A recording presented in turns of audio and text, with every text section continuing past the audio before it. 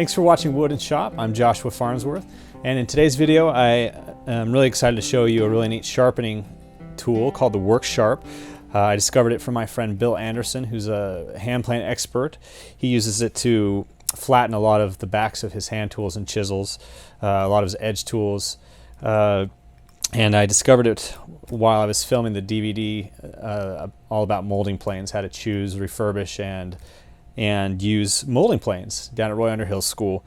And I was really impressed with this, and I talked to Worksharp, and they sent me a couple units, one for me to have and try out, and another one to give away to one of you lucky viewers. So if you want to try to win Worksharp after watching this review and seeing how cool it is, you can actually go to the accompanying blog post.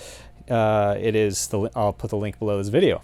So let me talk a little bit about this, what I like about the Worksharp.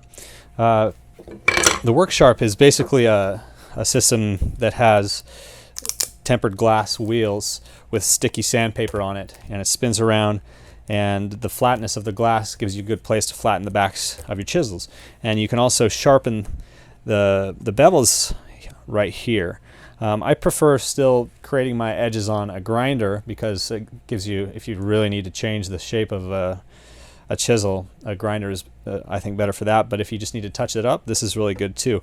The great thing about Worksharp is they have really easy instructions for setting this up and using it, but also, unlike a lot of companies, they have a DVD that comes with it that shows you how to do it. So I'm not going to go through all the setup, how to set everything up and how to use all the features. I'm just going to show you kind of what I use it for the most part, and that's flattening the backs of edge tools, specifically for molding planes, because that can be very time consuming doing that on stones.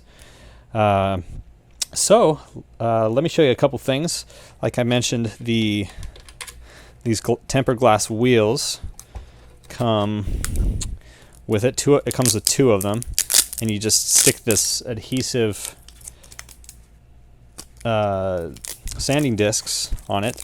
I had to search for a little bit to find the ones I really liked. It comes with a whole stack of them, but of course sandpaper wears out over time, and it didn't have any really coarse ones, which I like for really digging into these molding plane irons. So I purchased an additional tempered wheel. I'll share a link for that and for the sandpaper that I found, the grits that I really like. I'll put that on the blog post as well. So you put it on there, you screw the wheel down, and you can flip it over and work progressively through the grits. Can't remember off the top of my head what all the grits are that I have, but if you want, two wheels will work as well. I just like to be able to start on a much coarser grit for the really tough irons that I'm working on. Also comes with this really neat eraser for if you've ever used sandpaper for sharpening things, it kind of gums up. But with the speed going on this, the RPMs actually allows you to drag this eraser across and get rid of the metal filings that are in there. It's pretty slick. It also comes with this little slotted wheel. And when I first saw it, I thought, what in the world is that thing? and then I looked at the instructions, watched the video, and actually allows you to see through these little slotted things when they spin around. It makes it see-through when you're sharpening an edge on here, using this little edge angled sharpening jig thing there.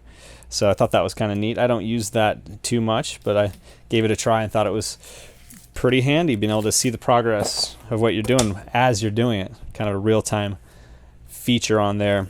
So I've got a hollow here that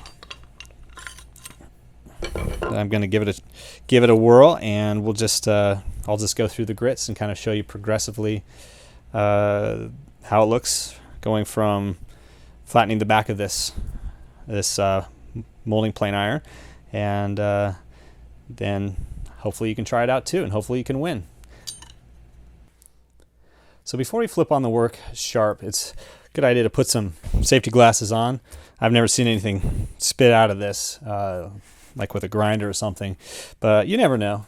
You never know. You don't want to mess with your eyes. My wife had a nail shoot in her eye once when we were pulling up nails out of wood flooring, and that was a scary experience. So I don't mess around. So make sure it's tightened down, not too tight. And then before I turn it on, I just want to show you that you want to make sure that you see the wheel is going to be spinning like this. It's going to be spinning counterclockwise. So you want to make sure that you use it in that direction. If you use it in this direction, it can cause some problems and probably some injury. So just be aware of that. So I'm just going to flip it on, and I'm going to go through the grits here. You can see it's not a terribly rusty molding plane iron, but it could use some flattening probably. So let's give it a try. So definitely don't start by touching down there, or you're going to ruin your edge. So always start like that and then drop it down. And I move it back and forth. I think this is a 40 grit, so you can already see how much it's already removed. Now you don't have to flatten this whole back of the molding plane iron here, but I'm going to just work it until this goes down to bare metal. I try to put even pressure with a couple fingers. You'll feel it getting a little hot, so that's a good indication that you should pull it up and let it cool off for a second. See, we're almost there. Just have a little bit to go here. That means this part is a little lower than these, so we need to bring down these parts. So I'm going to put a little extra pressure on this side here, but not too much.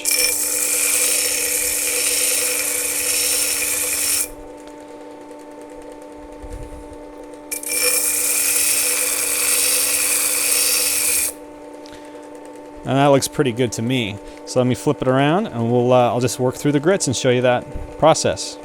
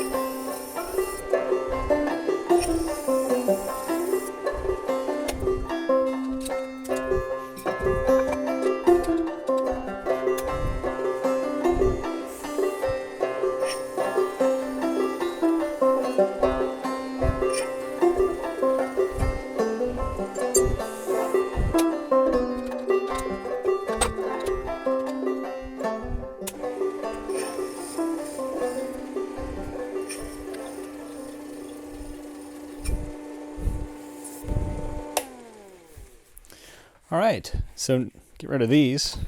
So now you can see how polished that back is.